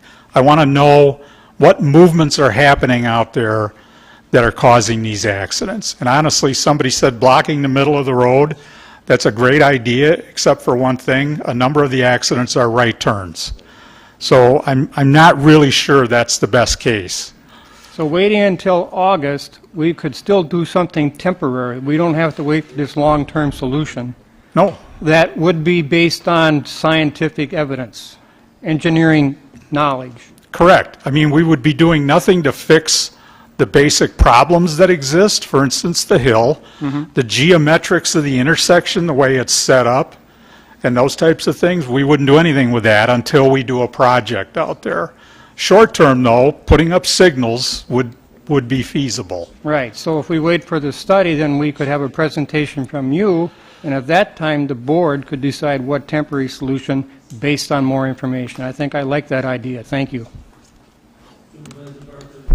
Thank you, Mr. Chairman. This may sound very foolish, but I've come to the conclusion the only way we're going to have any headway that anybody actually even believes how bad it is in the morning is if we have a meeting out there at 8 o'clock in the morning and have breakfast out there, because that's when all the hell breaks loose, that nobody pays attention to what's going on. Everybody oversleeps, and they're all heading for Appleton at the same time. I'm also talking about the hill, what we're talking about out there, which I understand is a real problem if it's got pipes underneath it and everything else. Is that something that we're going to talk about, or are we only going to talk about figuring something about putting lights in the ground? I think ultimately we need to talk about the hill. I Yes. definitely do too. That's part of the problem. Yes, it definitely is. So, but I just hate to see nothing done and any more. If you ever sat out there at 8 o'clock in the morning, you probably would change your mind about what you're talking about, because they're insane. Everybody must oversleep. One of the reasons we selected this consultant is because they utilize cameras. So people who drive on CB are going to see road tubes for counts, and they're going to see small cameras that monitor the intersection. So we're going to be able to see just exactly what you're talking about. Thank you. That's not the only intersection in the county that's busy at 8 o'clock in the morning, believe me. I'm just, I don't know, I guess, I don't know if I'm disappointed more than anything else that we have a mindset here that we refuse to listen to the suggestions of our highway chairman, who has lots of years of experience in this.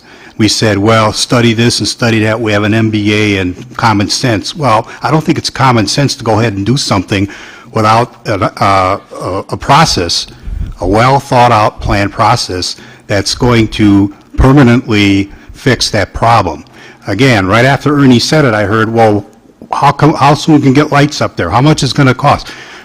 Ernie specifically said that if lights go up there, the study will be jeopardized, it'll be compromised, because the flow of traffic will be different. If we put it up in 6 weeks, that's the middle of July. We're going to get the study in August. That's 2 weeks later. I don't know why we can't listen to the expert here and go along with the solution that's ultimately going to be coming out of this. It's going to be done. It's going to be done, and it's going to be done right. Thank you. Thank you, Mr. Chairman. In regards to this study, how much did it cost and where did the money come from? It's coming out of the highway budget. It'll be right around $30,000. Okay, and I think that's, where the hang-up was about a year or so ago, as well as because I think what was requested was $100,000 to do that $30,000 study. Well, sorry. In regards to that study, is that also going to include the intersection of CB and JJ? No. Why not? Because the issue is CB and Oak Ridge. Okay, we heard from the county executive tonight that somebody has already requested a study, a separate study of that intersection because somebody's requested a roundabout on that intersection. I don't know of any study. I know that there's been discussion about potentially looking at a roundabout at that intersection. I don't know about a study. So that would actually be the next on the horizon for this county highway, is a second roundabout then, potentially, at that intersection. You said don't put the lights in now because we want to have the consultant have a clean look at this intersection. Haven't they had 2 decades to acquire a clean look at this intersection? Not this consultant. Well, maybe that's the problem, is we've had a lot of time for anybody who's been engaged in identifying traffic to have a clean look at this intersection. And in regards to some of the people who are in the audience here tonight, they might have a different perspective on a clean look at that intersection. Let's get this done.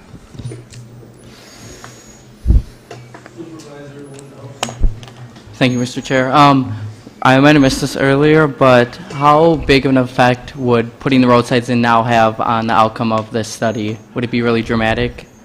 I'm sorry, putting what in now? Like the signs that we're voting on. The signals? Yeah, the signals, sorry. Would that have a dramatic effect on this study? It would change the traffic patterns, which would then show the consultant a different pattern than what we've all seen the last few years. That's the way it would change the study. So I really do think we're better off if they can at least do most of their data gathering and analysis without the signals working. Okay, thank you. Thank you, Mr. Chairman. Ernie, you mentioned that you're kind of leery of putting in lights. Yeah. And you gave a number of reasons. What would be your reaction to blinking stop signs, rumble strips, a warning light at the bottom of the hill as, again, temporary? 4-way stops? Yeah. We have way too much volume on CB to put up 4-way stops. Too much. Too much okay. volume. And what would be your opinion of closing of Oak Street, or Oak Ridge? Oak Ridge? If you want it to be safer, that's the best thing. But let's be honest here, probably no one who lives out there wants it closed.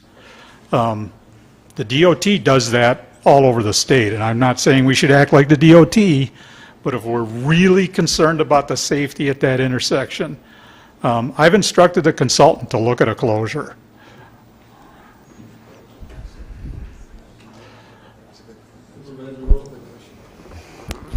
Thank you, Mr. Chairman. I mentioned the last time I spoke about the media getting involved 4 or 5 days ago. And now we finally have an answer of when this study was recently started. Ernie tells us it was 3 or 4 days ago. Am I the only one in this room that's bothered by the fact that not only was nothing done in the last year, but nothing was done since our last meeting until 3 or 4 days ago? That bothers me a whole lot. Thank you. Can I just respond? We were picking a consultant. There's a process we have to go through to choose a consultant. And as far as the last year goes, we've gone over this before. I did not walk out of here last year with clear direction from the county board on where it should go. If that timing is my fault, then I'll take the blame. Then I will respond to that. I don't mean to be a tit for tat, Ernie, but you know exactly what happened a year ago, almost a year ago tonight. Dr. Ramos was going to submit an amendment to the resolution that was on the board. You stood back there and said, and I quote, "I'd like to take this back and retool it," unquote. Yes. And in 12 months, we saw nothing. In 3.5 weeks, we saw nothing. But now, so that you could come to this meeting tonight, somebody made the decision, let's go out and get this study started before Tuesday night's meeting.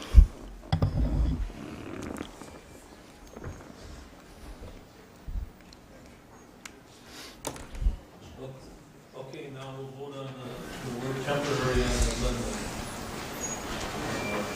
We'll vote by our eyes there. I have to approve putting that word temporary. Install temporary traffic signals. Vote no if you don't.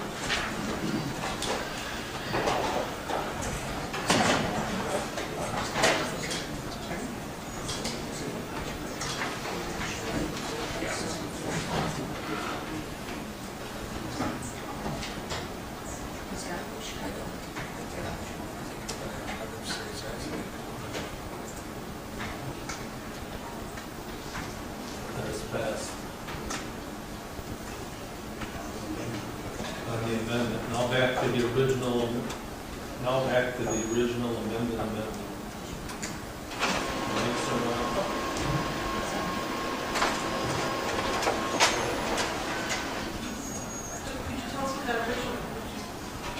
Okay, the original, now we have amended that, put the word temporary, and now we're going to vote on the whole resolution.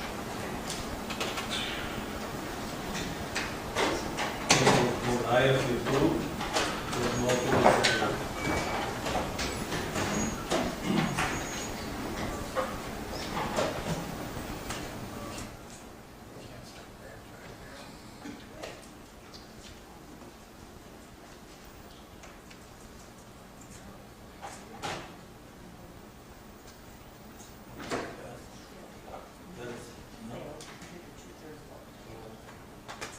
Where did the 3/4? They said 2/3 or 3/4? 2/3. That is failed.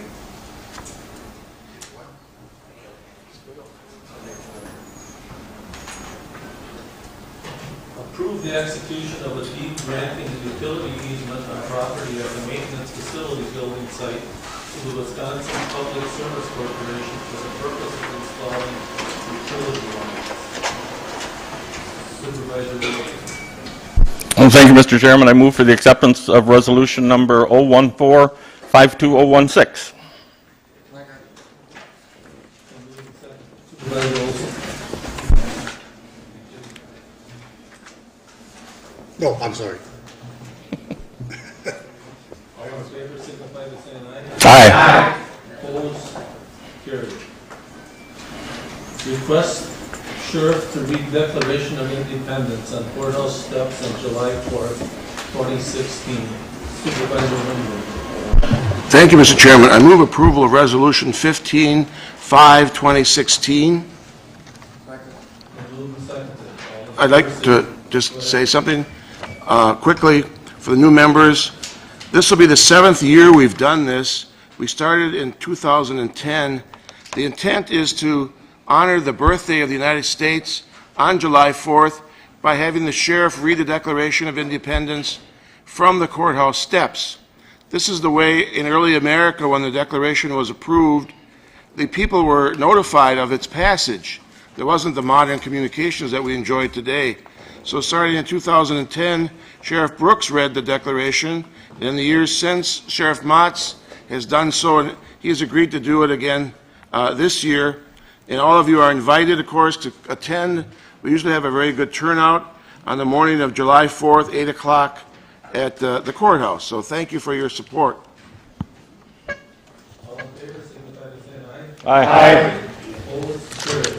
Resolution number 016-5-2016, authorize the hiring of Martin Riley Architects and Engineering to perform the architectural engineering work related to the design of the Airport Aviation Business Center capital project. Supervisor Wolf.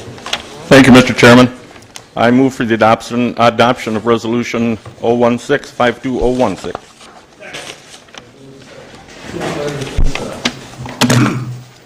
Thank you, Mr. Chairman.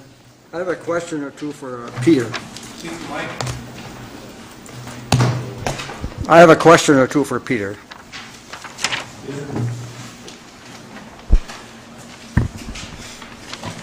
I may be asking these questions for the benefit of the new supervisors. Peter, on this figure of $288,550,000, what is that based on as regarding the size of the building in feet, in square feet? The resolution or the RFP stated the architect engineer would design a building between 12,000 and 14,000 square feet. So it's somewhere between 12 and 14,000? Yes. Okay, then the second question. At this point, including that figure of 288,000, what is your estimated construction cost of the building now?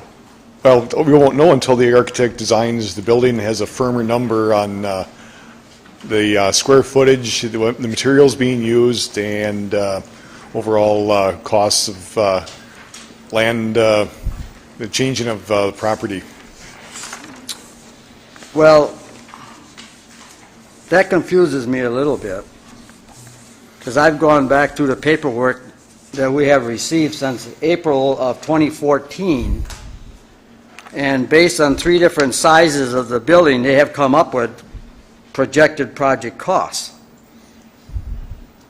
Those are So all if we were able to get those numbers in the past, why can't we have it now? Well, those were estimates based on a concept, a conceptual design, several conceptual designs, actually, when you come right down to it. This, what we're asking for, the money has been approved for this project. It's just a matter of now the architect that we choose, or that the board chooses or approves that we've chosen, will have to actually come up with the design with construction drawings, and then he'll have a final number, of a much firmer number than of what this potential building will cost to construct. Well, I'm still confused about that, but I'm going to continue on. What I did here, back in November of 2015, this board was given a report, and it had to do with the projected cost of the building, removing the existing building, and the site total. And at that time, the report shows $6,501,000. So based on those numbers, and that's on a building the size of 14,898 square feet. So using those numbers that we were given and adding in this new number of $288,550,000, the projected building cost would be $5,391,343,000, or an increase of $540,000. So I'm a little bit confused at your answer. Right now, based on what we know, the cost already has gone up over $500,000 since November of 2015. And this is just for the benefit of all new supervisors. But What?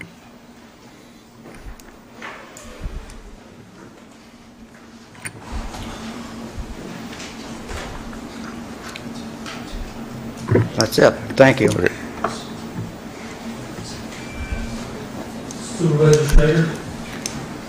Thank you, Mr. Chairman. I'd just like to offer a correction in line 7.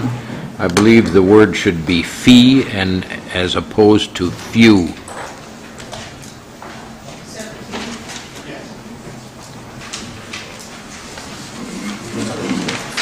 I'm sorry, 17.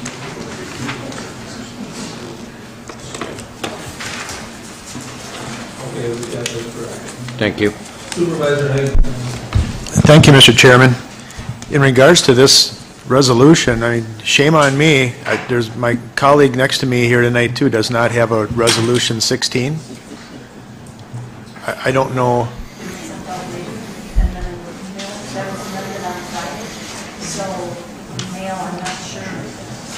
Yeah, it seems like a pretty important resolution to have at least a couple people, maybe there's more, who haven't even seen the resolution.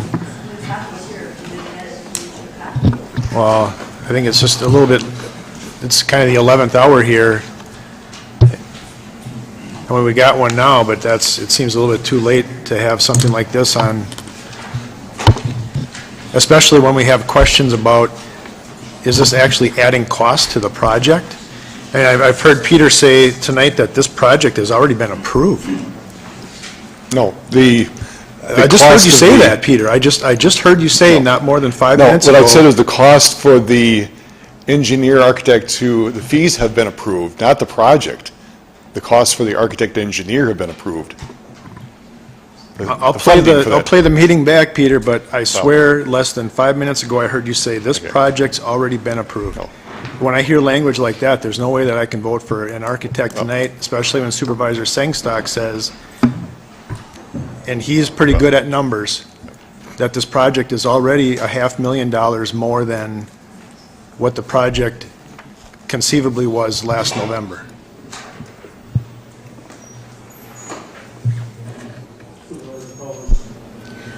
I was going to ask about line 17 as well, so I pass. Supervisor Barton. Thank you, Mr. Chairman. Two questions, if I might. The committee vote was 3-1. May I ask the one person that voted against it what their reason was? And who that was in committee? That'd be me. I believe that the people that vote in the majority should speak, not the one person that was. But since you asked, when it started, we were told that the Fond du Lac terminal was the ideal terminal. We went there. We visited it, 6,500 square feet. Now we're up to 14,000 square feet. If you ever read on the paper on Sunday, on the bottom of the front page, I'm not sure how much it costs the taxpayers, but there's a question, an ad. Sunday it says, is Whitman Field the busiest airport in Wisconsin? Tune in to Facebook on Monday and find the answer. Well, I tuned in, and it said, no, the Whitman Airport is the third busiest airport in Wisconsin. Well, that is just totally misleading. Third behind Milwaukee and Madison, above Appleton. Now, I know how they get that number. They do takeoffs and landings. They count in there the students at the Fox Valley Technical College that take flying lessons. Every time they go up and down, they could go up and down 10 times in a half hour. That counts as 10 takeoff and landing. The point is, if you're not upfront about these kinds of things, I question the thinking that goes into this. You asked. I wasn't going to say anything. But I can't look my constituents in the eye and say their money is being well spent on this project. I still have the floor. I have one more question, Mr. Chairman. Last term, I was on the Facilities Committee also, and had been for several years. This was discussed at length at several committee meetings.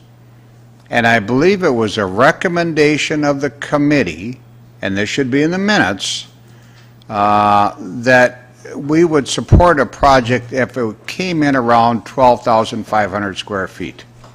Obviously, the committee has taken a different direction, which surprises me, because I'm hearing 14,000 square feet. So maybe somebody in the committee would like to respond to that, but I do recall that when I was on the committee, I said it would support up to 12.5, and that's kind of where I am today. I mean, I thought I had a good position then, and I assume it's good today. Sure, if I can have the floor for a couple minutes, I'll answer a couple people. But with respect to your question, Chuck, the number was 13.5, not 12.5. Could be, yeah. I don't recall that. Supervisor Gordon. Just because I'm unfamiliar with the whole project, the Aviation Business Center then would be like a hub for aviation businesses to be housed in? Is that the purpose of getting rid of the terminal that we currently have? It would be a facility to house the airport administration, the fixed base operator, Basler Flight Service, the rental car agency, and a community room and some ancillary other smaller facilities. Would we also be leaving room to expand with additional businesses? We would hope that the architect would design it such that it could be expandable in the future. And we cannot use the existing terminal for this? Well, yeah, because you're new, I'll try to do as best I can. That's fine. Yeah, that's fine. I just... Yep.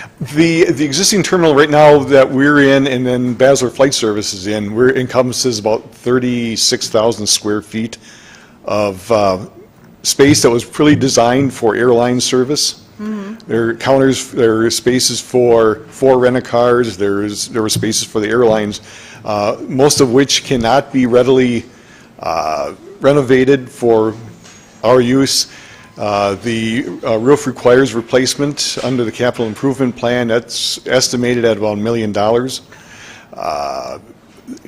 Right now, we're spending upwards of $80,000 to $90,000 a year on utilities. with about 30,000 in revenue coming in to the entire building. So, again, there are a lot of thought went into this project, and we need a smaller facility. We understand that. So we would eliminate the facilities we have now, the terminal and the west wing, as we call it. Okay, I just wanted some background there. Yeah, absolutely. Thank you. Thank you, Mr. Chairman. I'm referring back, excuse me, to this report that we were given in November of 2015. And I'm going to round some of this off. Now, in this report, they were using a 15,000 square foot building as the example. And at that time, the engineering fee was projected at $259,000. Now, that's for a $15,000 square foot building. They were projecting $259,000. Now, if I understand right, we're talking about a building between 12,000 and 14,000 feet, and the cost went up by $30,000 to $288,550. Now, again, going back to these figures we got in November, this 15,000 square foot building, the building construction cost was going to be $3,700,000. Now, it's projected to be $4,122,143, or an increase of $422,000. So, I'm just passing it on. And as we know,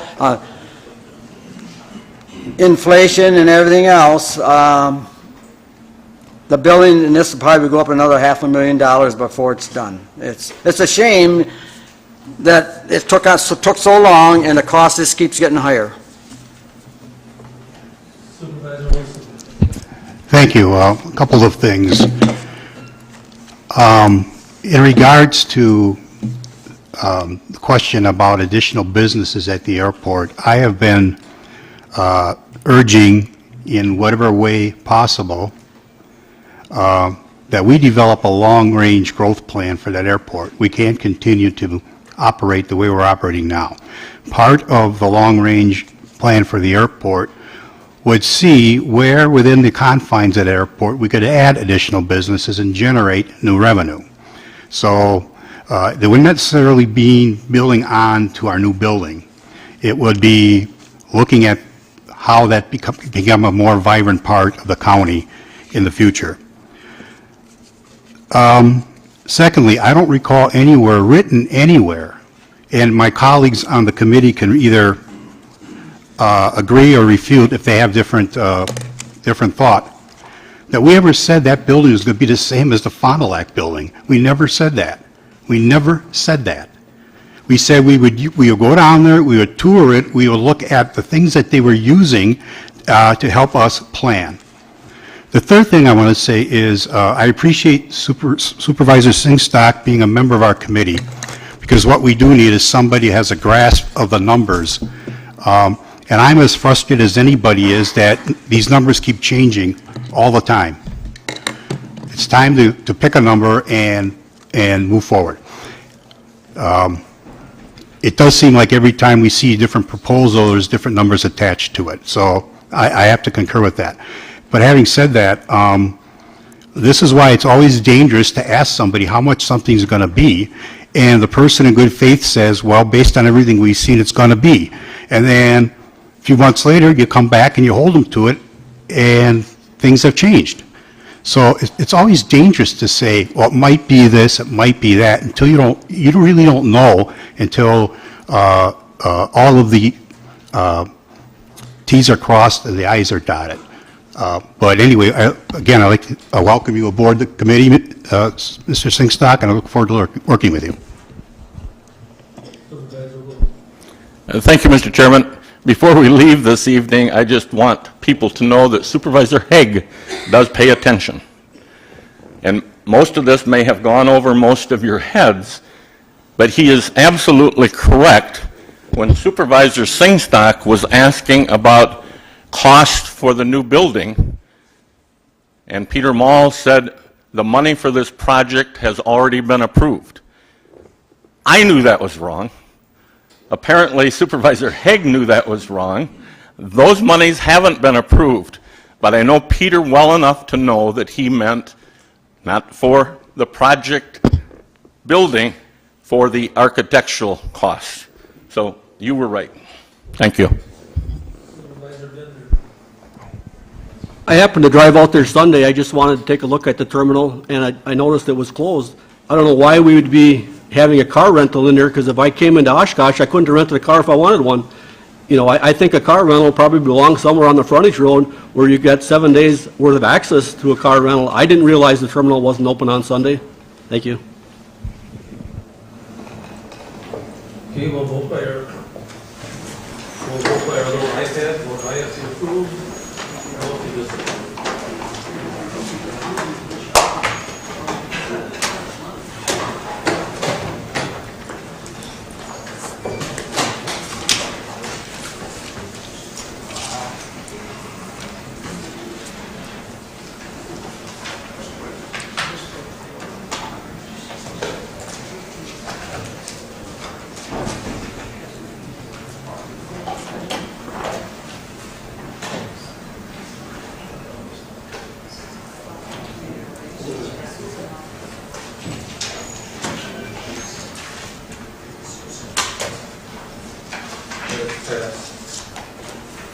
Supervisor Knitsky.